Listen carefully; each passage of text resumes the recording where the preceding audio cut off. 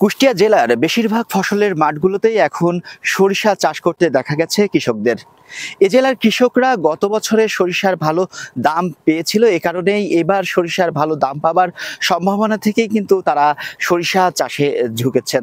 এ জেলার 6টি উপজেলায় মোট 8,000 হেক্টর জমিতে এবার সরিষা চাষ করা হয়েছে। সরিষার দাম কিন্তু বাজারে বেশ ভালো, এ কারণেই এবারও কিন্তু কৃষকরা সম্ভাবনা করছেন ভালো দাম পাবার। আমার পেছনে দেখছেন যে পুরো বিস্তীর্ণ মাঠ সরিষা ফুলে ছেয়ে গেছে। দূর থেকে দেখলে মনে হবে সরিষা ফুলের চাদর বেছানো এই বিস্তীর্ণ মাঠ জুড়ে।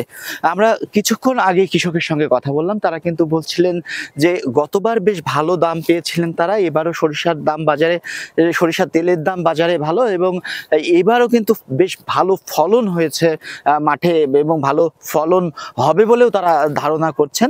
একই সাথে ভালো দাম পাওয়ার ধারণাও কিন্তু তারা করছেন।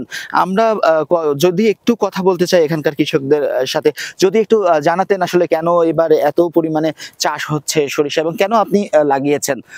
হ্যাঁ, সরিষা আসলে আমাদের দেখা যায় যে আপনার সয়াবিন তেল খেলে বিভিন্ন রকমের শরীরে সমস্যা দেখা দেয়, এই কারণে আমরা সরিষা চাষ করি।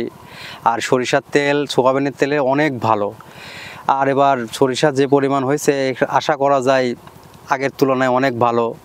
এবার জাতটাও ভালো, আর আমরা আশা করছি ফলনটা বেশি হবে। আর সরিষার যেহেতু তেলের দাম বেশি, সেই কারণে আমরা সরিষা চাষ করছি। সপ্তাহ তো ভালো হওয়ার এই সপ্তাহ দেখতে আছে। তাছাড়া খ্যাত করতে ওইটাতে আবার খ্যাত করবো, ধান লাগাবো, শস্য তৈরিতে ধান লাগাবো, 4 বিঘে শস্য বনের হতে পারে। জায়গা ভালোই হবে, বিশাল শস্য হবে। এই যে পিছনের এই ভূমিটা তখন শস্য হয়ে গেছে। তো আশা করি তো যে সব জিনিসের দাম বাড়িয়ে গিয়েছে, আমার শস্য তো আরও কিছু বাড়ার দরকার। আশা করছে যে ভালো দাম পাবো বলেই তো আশা করেছে। আমরা কিন্তু কিছুক্ষণ আগেই কৃষকের সঙ্গে কথা বলছিলাম, তারা কিন্তু একই কথা বলছিলেন যে আসলে ভালো লাভের সম্ভাবনা থেকে কিন্তু তারা সরিষা চাষ করেছে।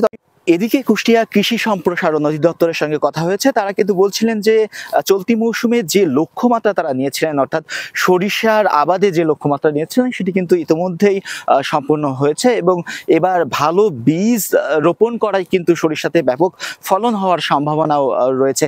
এই ছিল কুষ্টিয়ার সরিষার মাঠ থেকে শেষ খবর। Khandakar Ahsan Habib, Times Today, Kushtia.